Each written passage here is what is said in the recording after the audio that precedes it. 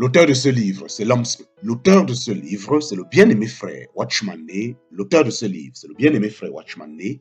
Le titre du livre, c'est L'homme spirituel. Nous sommes à la 10e et dernière partie de ce livre. Nous sommes à la 10e et dernière partie de ce livre. Chapitre 2, la 10e et grande partie de ce livre. Chapitre 2, petit 5. Chapitre 2, petit 5.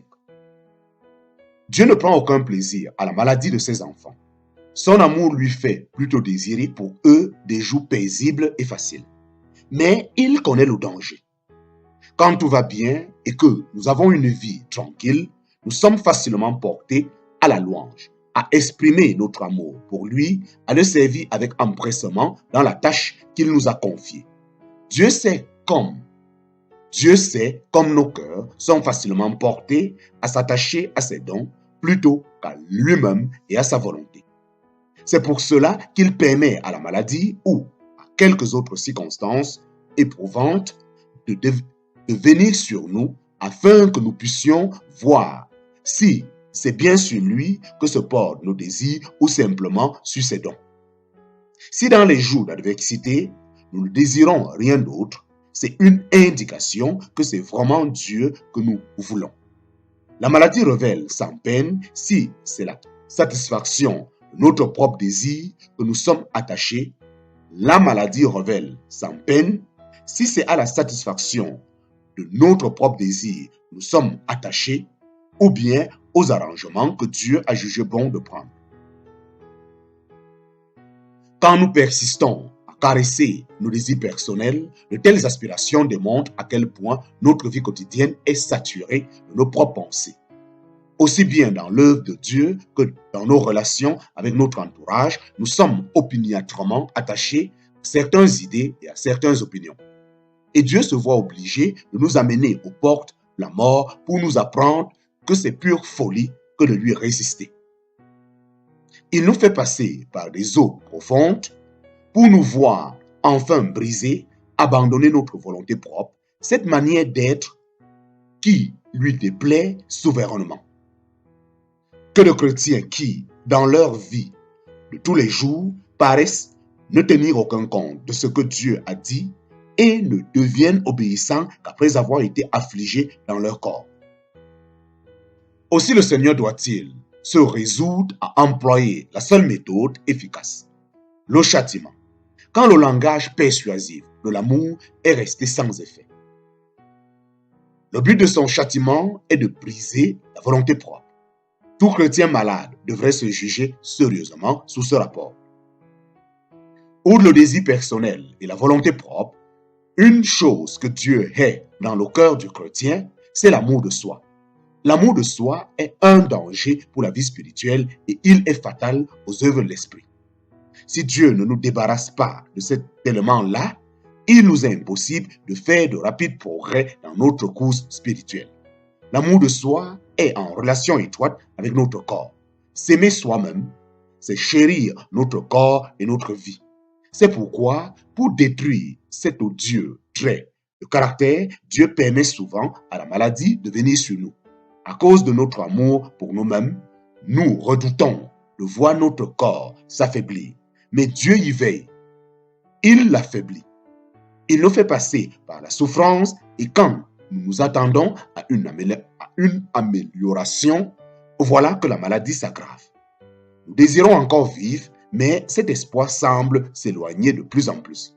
Dieu, naturellement, ne s'y prend pas de la même façon avec tout le monde. Les uns sont cruellement éprouvés, d'autres sont traités avec certains égards. Mais son objectif reste le même, l'élimination de ce complexe d'amour de soi.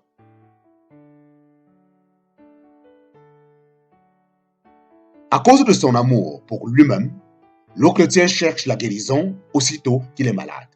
Il ne réalise pas qu'il devrait débarrasser son cœur de ses mauvaises actions avant de supplier Dieu de le guérir. Ses yeux sont fixés sur la guérison.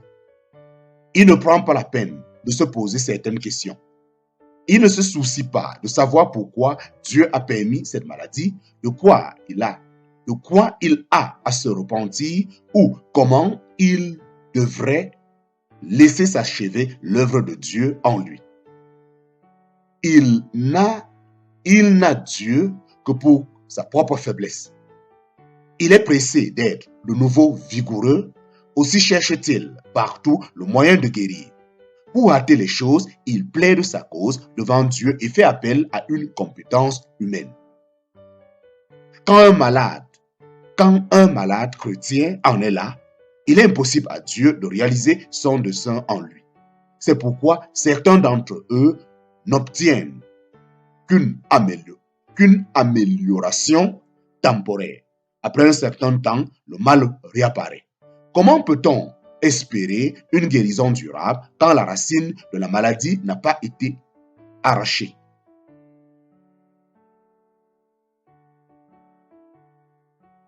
Combien de personnes vigoureuses doivent être amenées aux portes de la mort avant que ne se dissolve cet amour d'elle-même? Que reste-t-il d'autre à aimer quand le corps ne vaut plus rien, notre vie est peut-être compromise et qu'en tout cas, la maladie a complètement délabré notre santé? À ce moment-là, on est prêt à accueillir la mort. Tout espoir est perdu, mais aussi tout amour de soi. Parvenu à cette extrémité, le malade se souviendra que Dieu s'est quand même présenté aux hommes par Jésus-Christ comme le Dieu qui guérit. Ce serait le comble de la tragédie si, à cette heure-là, quand la souffrance lui a enlevé toutes ses ressources, le malade ne faisait pas un retour sur lui-même en plaidant devant Dieu sa promesse de guérison. Les remèdes.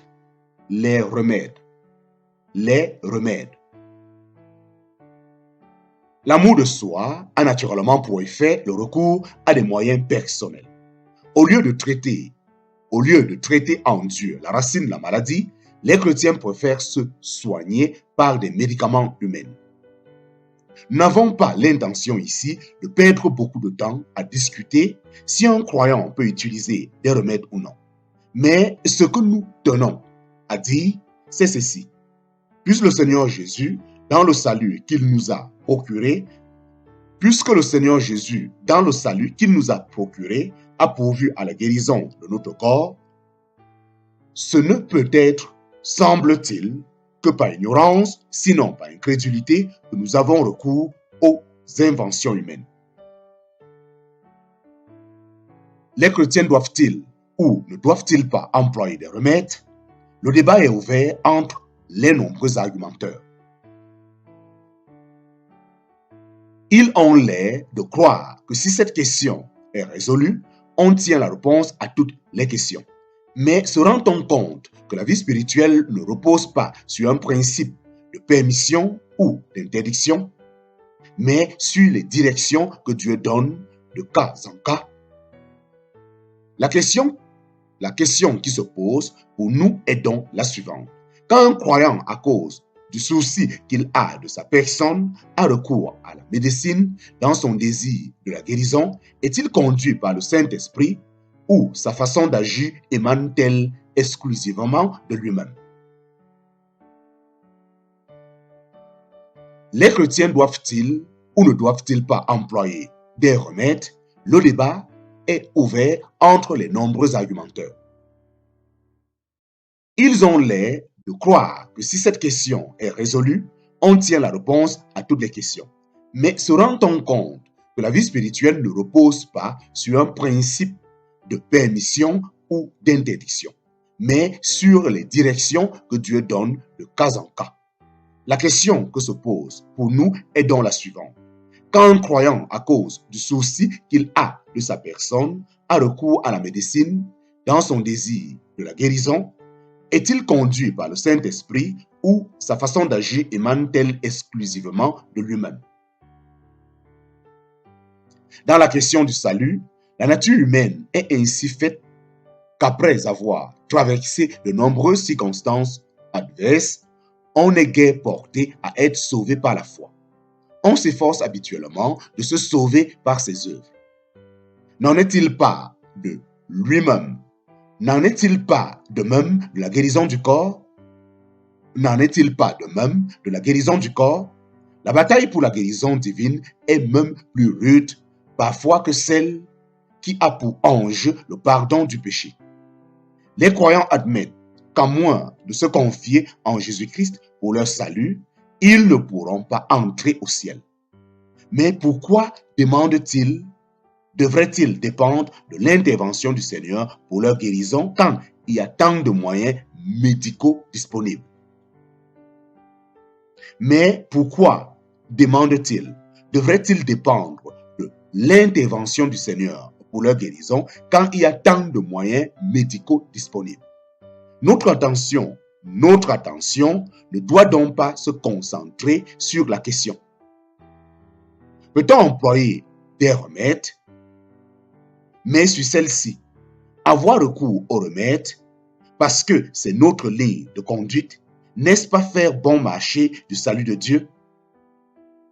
On pourrait faire le même raisonnement avec le péché.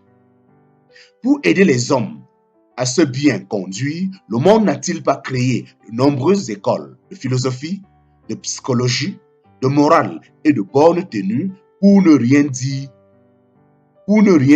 des innombrables rituels et autres règles de bonne vie?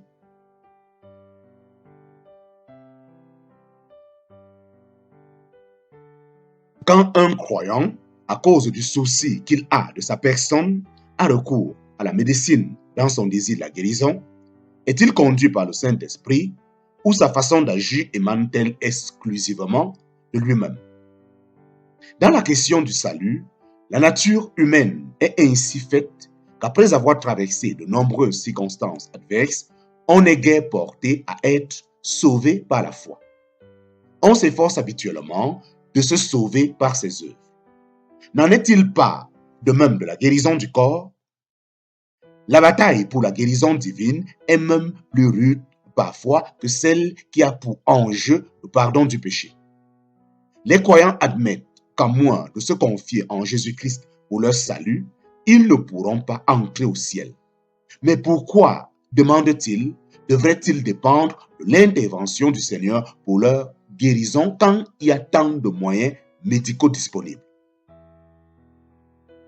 Notre attention ne doit donc pas se concentrer sur la question. Peut-on employer des remèdes, mais sur celle-ci, avoir recours aux remèdes parce que c'est notre ligne de conduite? N'est-ce pas faire bon marché du salut de Dieu?